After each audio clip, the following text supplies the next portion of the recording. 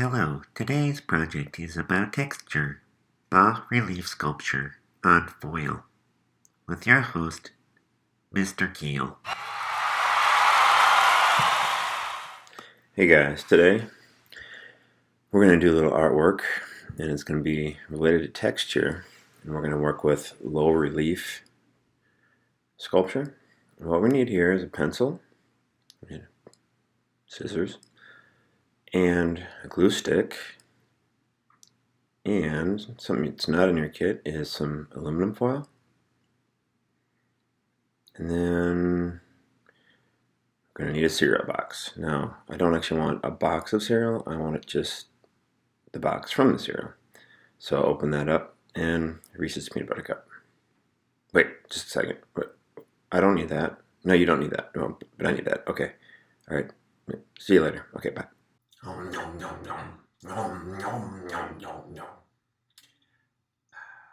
Okay. Anyway, let's get started.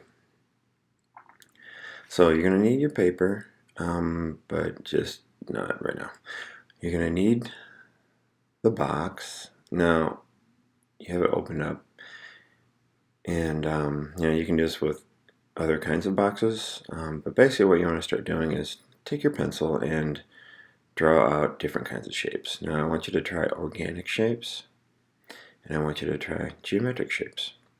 So I want you just to try different shapes, different sizes, just free form, not worried about what it's going to look like, just start drawing shapes.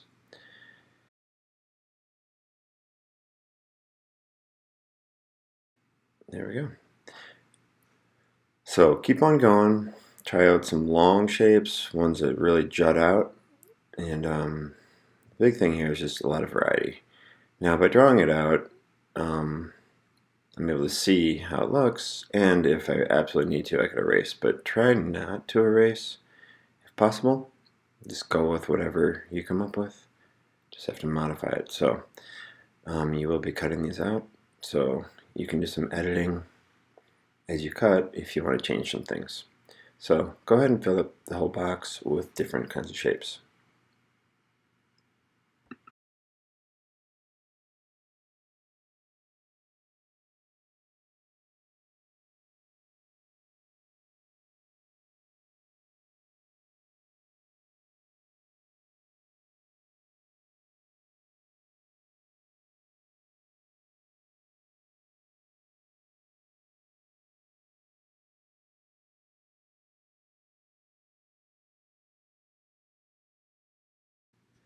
Wow, my hand is tired after drawing all these shapes. I guess you could say I'm out of shape.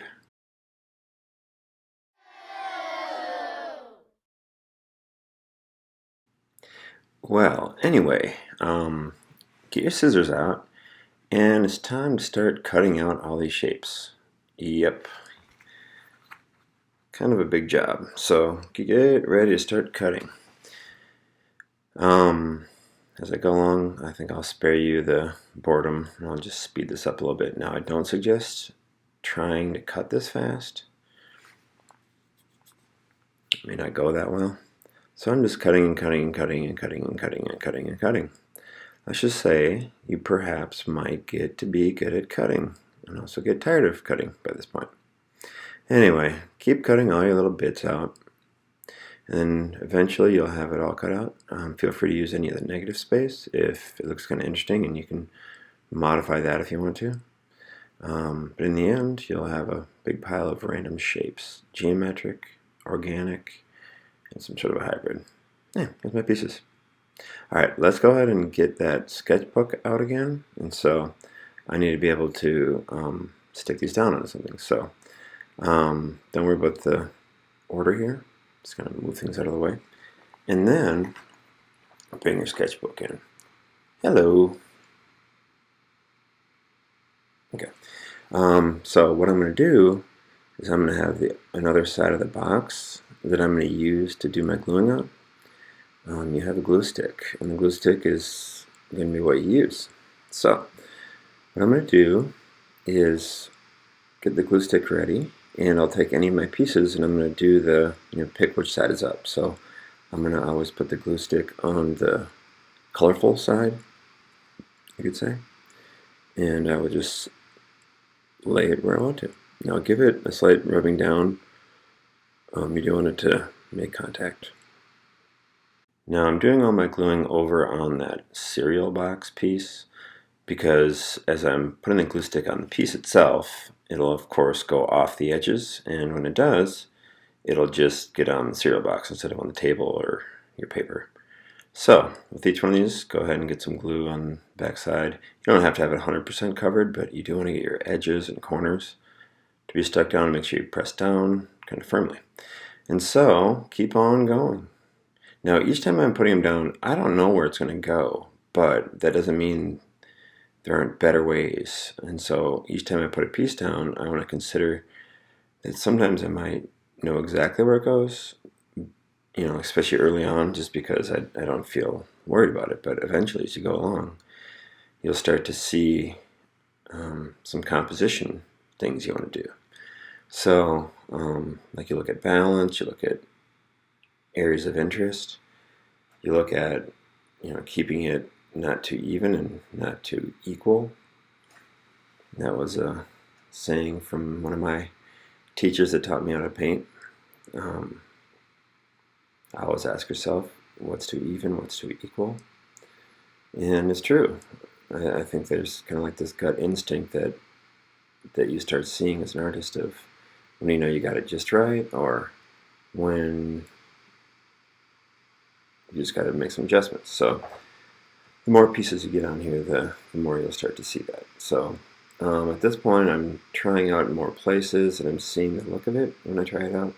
I want to definitely consider looking at some areas that overlap at least one shape, but also can overlap two shapes. And so we start getting more than one layer.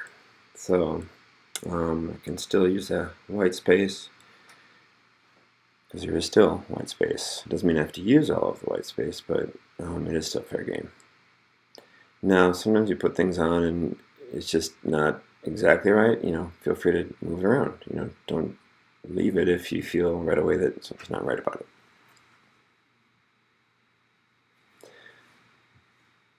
Alright, this should be kind of fun. This isn't something that should stress you out. Each time you put a piece down, just look at it and say, is that it or is that not it? And little by little, you'll start to get a sense about what's going on. No, don't overthink it. Don't think it's going to be a masterpiece, or don't think it's going to be something that's makes a lot of sense or something like that. Just go with the gut instinct. All right, well, there we have it. Take a picture of it and save that. And next time, we'll get into putting a layer on there. It looks something like this. So you might want to get this part done so we can do this next time. All right, I guess you know what time it is. Time for you to get to work.